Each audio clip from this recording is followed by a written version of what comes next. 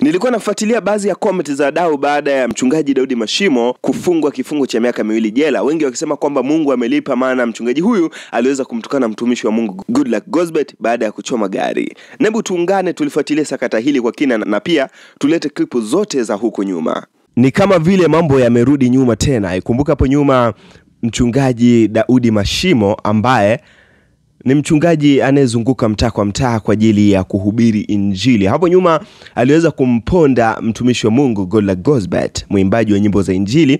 Na hii ni baada ya Goodluck Gozbert kuchoma gari ambalo aliweza kupewa na Joe Davi. Ambapo baada ya kuchoma gari hilo aliweza kujitokeza mchungaji huyu Daudi Mashimo na kuanza kumuita mtumishi huyu Goodluck Gozbert kwamba ni kenge kama makenge wengine. Hili nishangaza kidogo na klipu yake nimekuwekea hapa utasikiliza baada ya maneno haya.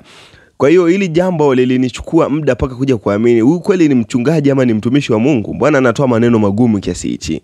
Sijajua kama wachungaji wakati mwingine wanaruhusiwa kuongea vitu kama hivi. Lakini kikubwa ambacho kinaendelea kupitia mitandao ya kijamii ni kwamba baada ya hayo yote kutokea, hivi juzi tumepata taarifa kwamba mchungaji huyu Daudi Mashimo mahakama imeweza kumhukumu kifungo cha miaka 2 jela, na hii ni baada ya kuvamia ardhi na kufanya uharibifu wa mali. Sasa mchungaji mwenyewe Daudi Mashimo, nilikuwa napitia ukurasa wake wa Instagram, nafikiri aliweza kuposti hapa posti kabla ya kwenda jela, aliweza kuandika kama ifuatavyo. Ngoja nikusomee. Namshukuru sana Mungu, leo nimehukumiwa kwenda jela miaka 2 kwa sababu ya haki mbele ya Mheshimiwa Ramadhani Rwengamalila, mahakama ya wilaya Kinondoni, leo tarehe 18 mwezi wa 3 mwaka 2025. Ikumbukwe hata wakati kesi inaanza nilitimiza masharti yote ya dhamana, lakini nilipelekwa Segerea. Ukweli maskini hana haki kwenye hizi mahakama zetu za nchini. Pamoja na yote, mwambieni Askofu Gwajima naenda jela, ila hata kuwa rais wa Tanzania mwaka 2025. Rais atabakia kuwa Samia Suluhu Hassan. Nimehukumiwa kwenda jela miaka 2 na kulipa shilingi milioni 5. Kipekee namshukuru Mungu sana, Mtume Mwamposa amenitia moyo sana toka mwanzo wa kesi, na Big Clear Malisa na kadhalika, Joe Davi Maarifa, Joe Davi Royo Mkuu, Sekela Tondolo, Joe Davi TV. Hiyo ndo posti ambayo ameposti siku 2 nyuma. Hii ni baada ya kuhukumiwa kifungo cha miaka 2 jela na hakimu Ramadhani Rwengamalila. Sasa kilichonishangaza ni kwamba mchungaji huyu bana alikuwa anajihusisha pia na mambo ya siasa, naweza nikasema hivyo. Ukiangalia katika page yake amejihusisha sana na mambo ya siasa pia, lakini wakati huo anajihusisha na mambo ya kimichezo, yani mambo ya Simba na Yanga. Ukiangalia moja kati ya mahubiri yake huko nyuma ilikuwa anatabiri sana, sijui mara Yanga itafungwa, mara sijui Simba imefanyeje na vitu kama hivyo. So sidhani kama lina ubaya kuzungumzia mambo ya mipira kanisani, lakini kubwa zaidi ni kwamba kama hilo mambo kuzungumzia mambo ya mipira kanisani halina shida, mchungaji huyu Daudi Mashimo pia aliweza kuzungumzia masuala ya siasa, ikiwa ni jambo hili sidhani kama ni mwenendo mzuri wa wachungaji ambao wanatakiwa kufanya. Maana unapozungumzia masuala ya siasa wakati mwingine inaweza ikagawanya hata waumini wako. Nilikuwa nafuatilia mahubiri yake mtaani, yote nimekuwekea hapo utaweza kuangalia, lakini pia nimekuwekea na clip za Goodluck Gozbert, maneno ambayo aliyasema katika podcast ambayo aliweza kuchoma gari lake moto na watu wengi wakaweza kumjia juu. Lakini mbali na hivyo nimekuwekea hata hii clip ambayo mchungaji huyu Daudi Mashimo alikuwa anamshtumu mtumishi wa Mungu Goodluck Gozbert baada ya kuchoma gari lake na kumuita ni yeye ni kenge. Sasa utaweza kusikiliza hizo hapo klipu zote, lakini pia nimekuwekea na ile ambayo mchungaji huyu Daudi Mashimo alienda kwa Joe Davi. Hii ni baada ya Goodluck Gozbert kuchoma gari lake moto. Mchungaji alipofika kwa Goodluck Gozbert alipiga magoti na kutembea kwa magoti, ambapo alikabidhiwa hela ya mafuta na mchungaji ama nabii mkuu Joe Davi. Sasa hizi zote utazitazama hapa, lakini pia baada hayo utaweza kushusha komenti yako. Mimi naitwa Daud Alexander Scott. Hii hapa ni Dax Media. IPM na kuagiza na kupa Silidice muombe msamaha nabii mkuu. Na wewe Gozbert nenda muombe msamaha nabii mkuu.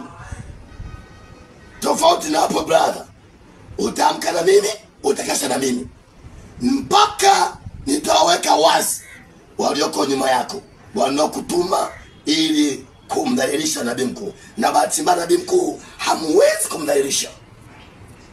Walikuwa watu wapumbavu, walichomoa fahamu zao, eti bana Binku ngo. Sisi tunatanua. Angalia niko soft. Nimekuwa na face soft. Kwa sababu ya matamko ya Binku. Nilikuwa na vaa boxer ambazo zimetengeteleka.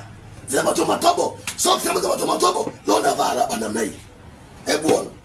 Angalia ninavyovaa. Leo napendeza. Gari full AC. Halafu ngo. Narudia tena. Na kiongozi wa dini atakayejichanganya yeyote kuanza kumshambulia nabii mkuu, nitakuvaa mchana, nitakuvaa usiku na nitakuvaa asubuhi. Simwogopi kenge yote ambaye ataamua kumvunjia heshima nabii mkuu. Yeyote ambaye amejipanga kumchambua heshima nabii mkuu, wewe ni kenge, wewe ni nyumbu, nitakula nao sani moja. Acha pumbavu. Nabii mkuu ametuokoa, ametusaidia, ametubariki. Who are you by the way? Tarehe 7 mwezi wa 11 2024 kati ya Yanga na Tabora. Yanga watoki, Yanga wakowi, na unabii na utolea mbele za watu namna hii. Wote mnasikia, wote mnaona, wote mnasikia, wote mnaona ya kwamba ninalolinena mimi kama nabii lazima nilinene. Na mara nyingi timu za mikoani zinadharauliwa. Singida anadharauliwa, Tabora anadharauliwa, lakini kwa Tabora jamani, tarehe 7 igawanyike. Yanga mnalia, Yanga mnalia, Yanga mnalia.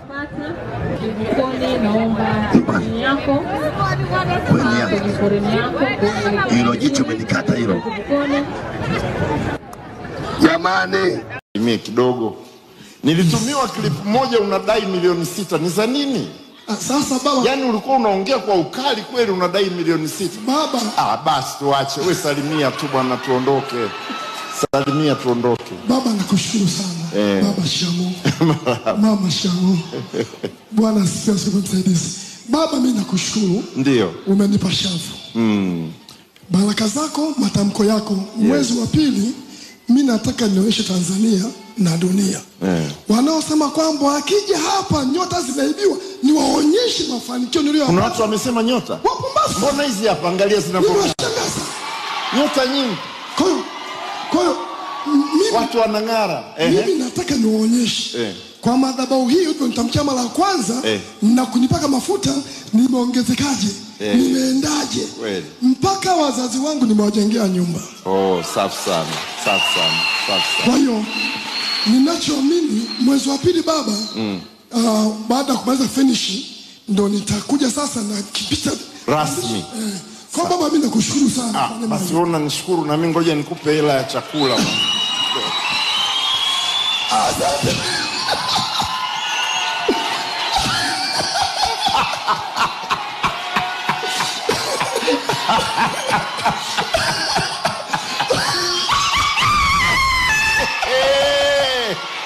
Makubwa.